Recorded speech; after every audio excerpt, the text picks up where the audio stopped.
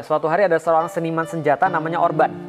Orban ini orang Kristen, dan dia dari Hungaria datang kepada Kaisar Konstantinopel. Lalu bilang begini, Kaisar, saya punya senjata, mau bikin atau tidak? Lalu kemudian Kaisarnya bilang, saya mau bikin tapi kita nggak ada duit, nggak ada uang. Gini aja, kamu tinggal di sini, kamu nggak usah kemana-mana. Nanti kalau kami punya uang, kami akan beli. Ternyata apa terjadi? Nggak terjadi-jadi. Selama setahun akhirnya dia pergi ke tempat Muhammad Al-Fatih lalu bilang begini, gue punya senjata nih bos, mau bikin nggak? Penulisnya Muhammad Al-Fatih nulis kayak begini. Al-Fatih langsung berdiri terus bilang gini, kamu bisa nggak membuat sebuah senjata yang bisa melontarkan proyektil sebesar ini? Al-Fatih kan jago fisika, maka dia sudah ngitung I sama dengan M kali A, impact sama dengan massa kali akselerasi. Kalau ada massa sebesar itu yang bisa dilemparkan, itu tembok nggak akan tahan. Orban orang senjata tahu, lalu dia bilang begini dalam catatannya, bukan katapult, lebih besar lagi. Kemudian dia bilang gini, jangan-jangan kamu pengen menaklukkan tembok Konstantinopel? Al-Fatih bilang, kalau iya kenapa? Ini dicatat ini percakapan mereka. Orban bilang, kalau iya kebetulan. Gue sudah tinggal 1 tahun di sana. Dan gue nggak dibayar, dan gue nggak diapa-apain, senjata gue nggak dibeli. Al-Fatih bilang, berapa yang kamu perluin? Saya perlu segini. Saya bayar 4 kali lipat, buatkan bagi saya. Langsung dibuat oleh Orban, ini kemudian senjatanya. Namanya The Great Turkish Bombard. Yang main Age of Empire, tahu. Nah, Basilica Cannon kalau di Age of Empire. Tapi Age of Empire 2, bukan Age of Empire yang sekarang. Nah, ini The Basilica Cannon, kalibernya 0,7 meter, beratnya 18,2 ton, panjangnya 5,2 meter, tembaknya 1,6 km, jarak tembaknya, berat pelurnya 680 kg, dan dibuat 2 bagian supaya mudah untuk ditransport. Karena ini berat banget, semuanya besi dan tembaga di zaman itu. Nah, maka kemudian dibuat. Ini tempat mesiunya, ini tempat selongsong batunya yang sebesar itu 680 kg. Ditembak, duar, nyungsep 2 meter di bawah tanah. Al-Fatih bilang, bagus, tapi kurang. Kurang apa? Buatin ukuran 2 kali lipat. Orban, gimana caranya? Terserah kamu. Pokoknya saya mau ukuran 2 kali lipat. Dan dulu kan nggak ada molding standar. Nggak ada molding standar kan? Molding kan pakai ini dong, pakai tanah dan segala macam. Maka dibuat itu prosesnya ngeri sekali. Saya digambarkan prosesnya, saya baca prosesnya, dan kemudian digambarkan sama orang, saya pikir agak nggak mungkin begitu. Lalu kemudian saya coba untuk reka ulang, saya belajar tentang masalah molding, saya belajar tentang masalah orang bagaimana nge-cast iron dan segala macam. Ternyata mereka buat kayak gini, mereka buat terowongan di dalam tanah, bentuknya kayak meriam, dan meriam itu kemudian dicor dengan tembaga sama besi, dan setelah kemudian dingin dilepas tuh mereka bilang kayak kupu-kupu keluar dari kepompongnya. Keren banget. Nah, yang paling besar, ini yang normal 5,2 meter, dan Orban membuatkan akhirnya satu lagi yang lebih besar daripada ini, ukuran 8,4 meter. Total ada 69 meriam, satu 5,2 meter, satu lagi 8,4 meter, yang lain ukuran standar. Ukuran standarnya berapa? 3-4 meter. Yang ini masih ada. Di Inggris. Nah, ini adanya di Museum Fort Nelson, Portsmouth, Inggris. Kalau ada artis kira-kira kayak gini. Portsmouth, Inggris. Artisnya kira-kira kayak gini. Lah, kenapa ada di situ? Ratu Elizabeth minta. Karena kalau nggak Ratu Elizabeth, pokoknya Raja Inggris minta bahwa dia mengatakan ini adalah termasuk meriam yang mengubah sejarah. Karena 1453. Nah, maka kemudian ketika ini kemudian sudah dibuat, maka mereka menyiapkan pasukan. Setelah berdiskusi dengan ulama-ulama, mereka bagi 3 arah. Dari sebelah timur mereka berusaha masuk ke dalam Teluk Tandumas. Ini Teluk Tandumas buntu di sini. Dari sebelah selatan mereka berusaha untuk masuk lewat Laut Marmara, dan dari sebelah barat mereka mencoba masuk lewat tembok Konstantinopel. Mereka nyerangnya dari mana? Dari sono. Karena mereka sudah masuk ke Eropa, Edirne namanya, Adrianopel. Dari Kaisar Hadrianopolis. Diganti nama oleh orang Turki jadi Edirne. Jadi gitu. Nah, mereka kemudian nyerang dari sini. Apa yang mereka persiapkan? Kapal-kapal perang dipersiapkan. Jadi orang Muslim tidak pernah punya kekuatan armada laut yang super besar kecuali setelah Al-Fatih bikin. Dan dia tetap nggak bisa mengungguli. Kapan dia bisa mengungguli? Pas zaman cicitnya, namanya Sulaiman Al-Qanuni. Nah, jadi ketika kemudian Sulaiman Al-Qanuni bikin pasukan armada laut, itu seluruh pasukan Islam itu menyamai seluruh gabungan pasukan Eropa. Karena waktu itu pasukan Eropa yang paling punya kekuatan laut adalah Venezia sama Genoa, belum ada Italia. Venezia, Genoa kan masing-masing kan satu kayak despot gitu pokoknya, jadi kayak kota-kota tersendiri. Sudah ada kompas zaman itu. Akan sampai ke terompah kami karena terhalang oleh panji-panji kami. Dan pada malam hari Anda tidak akan dapat melihat bumi karena tertutup oleh kemah-kemah kami. Ketika orang-orang Konstantinopel giliran melihat barisan-barisan mereka bilang gini, like a river of steel. Itu jalan pada mereka kayak sungai dari besi, bercahaya, mengkilat, kemudian baju zirah, dan memenuhi pandangan kami from shore to shore. Memenuhi pandangan kami dari pantai sampai ke pantai. Maksudnya apa? Dari pantai sampai ke pantai, muslim semua di situ. Sampailah mereka pada tanggal 4 April 1453. Istirahat pada tanggal 5 April 1453, dan pada tanggal 6 Aksyamsuddin bilang mulai penyerangan. Kenapa? Nah, kenapa tahu pada tanggal 6? Ada yang tahu? Karena itu hari Jumat. Dan kaum muslimin dari dulu selalu memulai hal-hal penting pada hari Jumat. Karena itu adalah awalnya hari. Jadi betul, kayak Seninnya kita. Ini Jumat. Sayyidul Ayyam, penghulu daripada para hari itu hari Jumat. Paling bagus itu hari Jumat. Dan kenapa hari Jumat? Dan dimulai setelah matahari tergelincir. Kenapa? Karena pada saat sholat Jumat semua muslim mendoakan pasukan di garis depan. Maka dulu ketika sholat Jumat pasti mendoakan pasukan di garis macamnya, karena berdoanya di hari Jumat. Nah, kemudian 6 April 1453 pagi-pagi dikasih seperti sabda Rasulullah, sebelum kamu kemudian untuk membebaskan satu negeri, maka tawarkan mereka untuk masuk Islam. Kalau tidak mau, tawarkan mereka untuk membayar jizyah. Kalau mereka tidak mau, maka perangilah orang-orang yang memerangi kalian. Karena kalian bukan untuk memerangi orang, bukan untuk memerangi manusia, tapi memerangi kezoliman, untuk menyebarkan agama. Ditawarkan sama Muhammad Al-Fatih. Mau yang mana? Serahkan kota kepada kami, bayar jizyah, atau kemudian mau diperangi. Lalu kemudian kaisarnya bilang, lebih baik kami mati. So be it. Lalu kemudian tergelincir matahari, Al-Fatih kumpulkan pasukan di situ 1,5 kilometer daripada tembok kota, cukup jauh untuk bisa dipanah, karena jarak panah waktu itu cuma 1,5 kilometer, nggak ada orang yang bisa lebih daripada 1,5 kilometer, cukup jauh untuk bisa dipanah, jauh sekali. Crossbow. Dan itu nggak bisa. Maka 1,5 kilometer itu jarak aman, lalu kemudian cukup dekat untuk bisa disaksikan seluruh orang-orang Konstantinopel. Maka mereka ngelihat orang-orang muslim sholat Jumat di situ. Sholat Jumat, setelah itu kemudian mereka bilang, ini kayaknya kami melihat salib terakhir kali di Hagia Sophia. Dan setelah itu kemudian meriam pertama ditembakkan. Hasilnya apa? Hasilnya kita kira Muhammad Al-Fatih menang, tapi ternyata kalah total. Kenapa kalah total? 400 kapal kalah dengan 27 kapal. Sadis ya, Konstantin. Karena kita baru bisa buat bireme, mereka sudah punya galeon. Apa itu bireme? Bireme, dua row orang yang dua row orang-orang yang dayung. Mereka punya galeon. Galeon itu geli. Mereka punya galeon, galia. Nah, galeon itu dibandingkan kapal-kapal kita, dalam sejarah itu ditulis, dalam textbook ditulis seperti semut mengerubuti batang kayu. Jadi besar banget kapal-kapal mereka, karena Venezia dan Genoa memang dari sebelah timur gimana? Dipasang rantai segede kingkong, rantai segini gini, nggak bisa lepas. Kapalnya tuh nggak bisa masuk karena dihalangi rantai. Bagaimana dengan sebelah barat? Meriamnya ditembakkan, tapi baru ketahuan kelemahannya. Apa kelemahannya? Reloadnya 3 jam sekali. Baru ketahuan kelemahannya. Maka satu hari satu malam cuma bisa nembak 7 kali.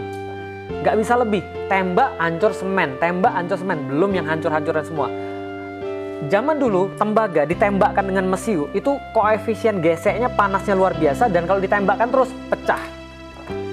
Dan bukan hanya pecah di situ, tapi dia tidak punya waktu yang lama untuk bisa jadi dingin.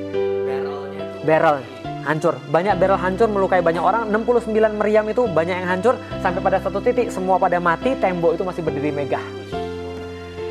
2 pekan setelah penyerangan itu tembok nggak ada ngaruhnya. Orang-orang muslim lihat, ternyata persiapan kita tuh hancur lebur di bawah tembok ini. Mulai muncul suara-suara sumbang. Pernah naik gunung? Kapan orang paling banyak gagal pas naik gunung? Awal mulai, setengah, atau pas sudah mau nyampe? Betul. Orang sudah pas mau nyampe itu biasanya banyak ngeluh, banyak stres, tiba-tiba kakinya nggak bisa bergerak, tiba-tiba segala macam, gue udah mau mati nih, gue udah mau jantungan nih, padahal udah sampai. Betul. Itu orang banyak nyerah ketika udah mau sampai. Ketika dalam kondisi begitu, banyak suara-suara sumbang. Muhammad Al-Fatih orang gila. Pulang aja lah. Ngapain sini? Ini gara-gara anak kecil, 21 tahun, nyuruh-nyuruh kita, banyak yang mati. Al-Fatih tahu, nggak beres semua. Ternyata memang betul. Dalam setiap perjuangan tuh pasti ada sampah yang suka nyebarin hal-hal yang nggak benar. Dan ternyata sampahnya datang dari higher rank. Hoaxer. Betul. Yang membuat orang jadi kacau balau. Betul. Nah, kemudian setelah itu dikumpulkan para perwira tinggi, Al-Fatih bilang, kita pulang atau kita lanjut? Semua nggak ada yang ngomong, karena Al-Fatih ini 21 tahun temperamental. Dan ini menyebabkan kenapa sejarah itu lebih senang dengan Salahuddin dan lebih kejam pada Muhammad Al-Fatih. Karena Al-Fatih memang temperamental, Salahuddin nggak. Salahuddin sangat baik sekali. Muhammad Al-Fatih temperamental. 21 tahun, tapi kalau ada yang salah, itu bisa bahaya. Nggak ada yang ngomong, kecuali satu orang yang tua, yaitu adalah penasihat dari zaman bapaknya, namanya Halil Pasha. Halil Pasha bilang, Muhammad, kamu tahu saya? Iya, kamu adalah penasihat dari zaman bapak saya. Silakan lala, silakan kakek, silakan ngomong. Saya tuh melihat kamu tumbuh dari anak kecil banget menjadi orang yang dewasa dan menjadi panglima yang sangat hebat dan keren banget dan gak ada yang bisa mimpin kecuali engkau. Lalu dia bilang, tapi masalahnya adalah saya tuh dari kemarin ngeliat kamu tuh sangat-sangat temperamental dan kamu sangat-sangat keras kepala. Gara-gara kamu banyak pasukan kita mati. Kamu tahu nggak kalau kamu terus-menerus sombong kayak begini, nggak ada lagi yang tersisa untuk kamu pimpin. Kita pulang aja. Kita terima aja uang dari Yunani untuk kita pulang. Ternyata dia sudah disogok. Al-Fatih kemudian nggak senang, tapi sebelum dia selesai ngomong, meja dibanting sama Zaganos Pasha, seorang mu'alaf, namanya Zaganos Pasha, orang Yunani. Dia bilang gini, jangan dengarkan kata-kata dia. Saya nggak mau kita kalah di sini, kita berhadapan dengan batu-batu tersusun akan ngalahin kita. Saya nggak mau. Kalau kita punya Allah, kita akan bisa melawan semuanya. Mereka nggak punya siapa-siapa. Dan kita nggak mau kalah di depan batu-batu ini. Dan saya ingatkan pada setiap kalian, kita pas pergi bukan mau kembali. Tapi kita harus mencapai dua hal. Satu, mati syahid, atau kita kemudian dapat kota ini. Al-Fatih kemudian bilang, oke kalau gitu lanjut atau tidak? Lanjut. Nah setelah lanjut, mereka bahas. Apa masalahnya? Masalahnya di sini ada rantai, di sini nggak bisa pakai kapal, di sini nggak bisa pakai meriam. Advisernya bilang, penasihatnya bilang, gini caranya. Kalau kapal kita bisa masuk ke sini, kita nyerang dari utara, maka pasukan bertahan di sebelah barat yang perbaiki tembok terus-menerus sehingga perfect terus, ini terpaksa akan menyebar ke sebelah utara. Maka tembok tidak akan bisa diperbaiki seperti semula. Tapi gimana caranya? Memecah perhatian, diversion. Tapi gimana caranya? Ini kemudian ada rantai. Ternyata Al-Fatih bilang, setelah semuanya stalemate, nggak tahu gimana caranya, stres, Al-Fatih bilang, gampang, setiap masalah pasti ada solusinya. Kan dia kan baca sejarah banyak. Dia tahu kan, gimana solusinya? Dia bilang gini, gampang, kita kan punya kapal. Kapalnya ini, naik gunung. kita coba kemudian untuk daratkan dulu di Galata. Setelah kapalnya kita daratkan di Galata, Naikin aja. kemudian kita angkat. Setelah kita angkat, kita balikin lagi. Nah kita sekarang ada di perairan mereka. Agar. Orangnya bilang kemudian, betul juga ya. Kenapa kita nggak kepikir ya? Tapi mohon maaf Sultan, apakah Sultan lupa? Kalau Galata ini adalah sebuah bukit. 60-an meter Pak, 1,5 kilometer bawa kapal, serius nih. Lalu kemudian mereka bilang, ini nggak mungkin. Keluar quotes-nya Al-Fatih yang sangat keren banget, yang sampai sekarang masih dipajang di mana-mana. Jangan bilang pada saya nggak mungkin sebelum kamu mati dalam mencobanya.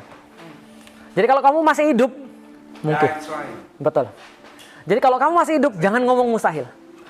Sudah keputusan Sultan, semua oke. Lantas kemudian diputuskan pada 21 April, kapal-kapal akan diangkat. Yang terjadi kemudian, pada esok harinya 22 April 1453, 72 kapal pindah dari Selat Bosforus kepada Selat Tanduk dalam waktu 1 malam. Luar biasa. 1 malam pindah 72 kapal perang. 1 malam. Dalam waktu 1 malam. Dan punya Pirates of the Caribbean. betul. Hans Zimmer gitu kan ya. Nah, ketika kemudian pada esok harinya 22 April 1453 itu mereka tuh kaget. Kenapa? Konstantinopel tuh kemudian tiba-tiba takbir dari atas Bukit Galata. Mereka lari tunggang langgang naik ke atas menara yang paling tinggi, mereka lihat horor. Bendera la ilaha illallah Muhammad Rasulullah itu berkibar di atas, benderanya Turki warna merah dan warna-warna yang lain. Yang pas mereka lihat ke bawah lebih stres lagi. Kapal-kapal perang masuk ke dalam wilayah mereka yang mereka rasa paling aman berubah jadi wilayah yang paling berbahaya bagi mereka. Dan kemudian mereka tetap melanjutkan perang sampai tanggal 27 Mei 1453. Hampir 2 bulan sampai Al-Fatih bisa buat lubang yang besar banget yang nggak bisa diperbaiki lagi. Setelah buat lubang yang besar banget, Al-Fatih katakan pada hari ini 27 Mei berhenti semuanya untuk berperang. Berhenti semuanya. 2 hari lagi serangan terakhir. Kalau kita kalah, biar kita terkubur di bawah tembok-tembok ini. Dan kalau misalnya kita nggak bisa menaklukkan kota ini, saya lebih baik nggak usah jadi pemimpin. Karena saya nggak mau kecuali ada kota ini. Al-Fatih bilang begitu. Lalu kemudian dibilang, berhenti hari ini, besok pada tanggal 28 semuanya berpuasa sunnah. Jadi 28 tuh nggak ada perang. Puasa sunnah semuanya. Karena Al-Fatih tahu bahwa mereka harus mendekat pada Allah. 28, ulama-ulama turun, bicara pada setiap pasukan, bertakwa pada Allah, ingatlah kemuliaan Allah, bersihkan diri Anda, coba luruskan niat Anda, segala macam. Sampai pada tanggal 29, jam 1 dini hari, mereka bertahajud bareng-bareng. Setelah bertahajud, Al-Fatih khotbah kepada mereka dengan khotbah yang tercatat sampai dengan sekarang. Ini khotbahnya. Khotbahnya mengandung banyak sekali pembelajaran. Jika penaklukan Konstantinopel sukses, maka sabda Rasul telah menjadi kenyataan. Dan salah satu mujizatnya akan terbukti. Dan kita akan mendapatkan bagian daripada apa yang menjadi janji daripada hadis ini, kemuliaan dan penghargaan. Oleh karena itu, sampaikanlah pada pasukan satu persatu kemenangan besar yang akan kita capai akan menambah ketinggian dan kemuliaan Islam. Bukan saya, tapi Islam. Bukan kita, tapi Islam. Yang ini paling penting. Untuk itu, wajib bagi setiap pasukan menjadikan syariat selalu di depan mata dia. Ini penting banget. Kenapa? Kemenangan itu syaratnya tidak boleh ada yang maksiat. Selama masih ada yang maksiat, Allah gagalkan pertolongan pada orang-orang itu. Jangan maksiat, jangan maksiat, jangan ada yang melanggar syariat. Nanti kalau kita menang, jangan ngusik tempat peribadatan, jangan ngusik gereja. Kalau saya ketemu dengan mereka, jangan ganggu para pendeta, jangan ganggu anak-anak, jangan ganggu wanita, jangan ganggu orang-orang yang tidak berdaya. Ini pesannya siapa? Pesannya Rasulullah Sallallahu Alaihi Wasallam. Bahkan kata Rasulullah, jangan tebang pohon tempat orang berteduh, jangan membumi hanguskan, jangan bakar rumah, jangan apapun. Kita punya Allah, kita melakukan ini bukan karena apapun, tapi karena mensiarkan Islam. Setelahnya seri, sebelum matahari bersinar dari sebelah timur, the rest is history. Konstantinopel takluk. Sebelum matahari bersinar dari sebelah timur, dia masuk dari gerbang ini, dia sengaja milih Gate of Carisius, artinya gerbang Ar-Rahman. Gerbang Ar-Rahman, dia masuk, di sini ada tulisan pada hari Selasa 29 Mei 1453 berapa milad dan segala berapa hijriah segala macam, Muhammad Al-Fatih pada pagi ini memasuki kota ini. Dan sayang sekali ketika saya pergi ke Turki pertama kali, saya nanya di mana tempat ini, di mana tempat ini, nggak ada satupun guide yang tahu. Akhirnya pada tahun 2015 saya jalan kaki nyusurin tembok ini 7,5 km, akhirnya saya dapat. Ini tempat, baru setelah itu orang jadiin sebagai tempat wisata. Tapi sampai sekarang ini tempat ini. Your own research sampai dapat? Sampai dapat. Dulu sudah tahu orang-orang. Nggak tahu orang-orang. Begitu dapat, ini betul. jadi tempat wisata. Iya. Jadi berjasa untuk ekonomi Turki nih. Lumayan. Tapi sebelumnya orang sudah tahu dan sudah pernah menggambarkan. Cuman hilang bagi orang Turki. Itu dulu Edirne Kapı, sekarang sudah hilang. Saya bilang sudah hilang gimana? Masa ini hilang? Sekarang jadi tahu tempat apa? Ini jadi tempat pangkalan angkot.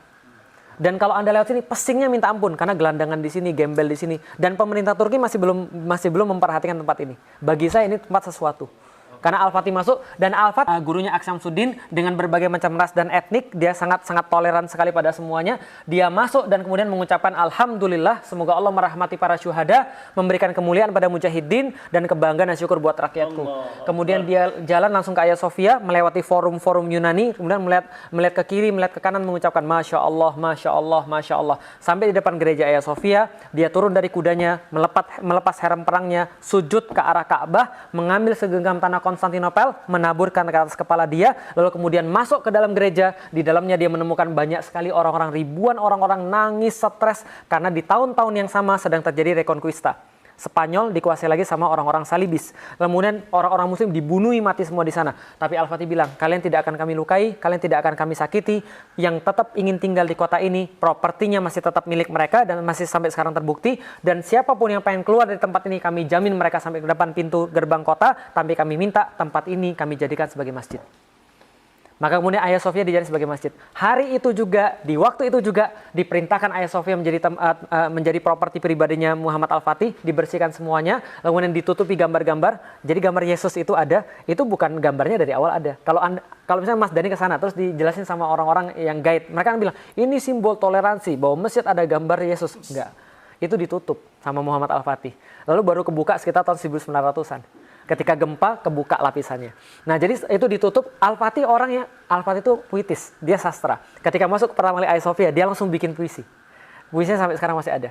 Cuman saya nggak paham. Jadi dia bilang, indahnya tempat ini seperti Kisra ketika kemudian menemukan jaring-jaring laba-laba Afrasiab. Tentaranya tadi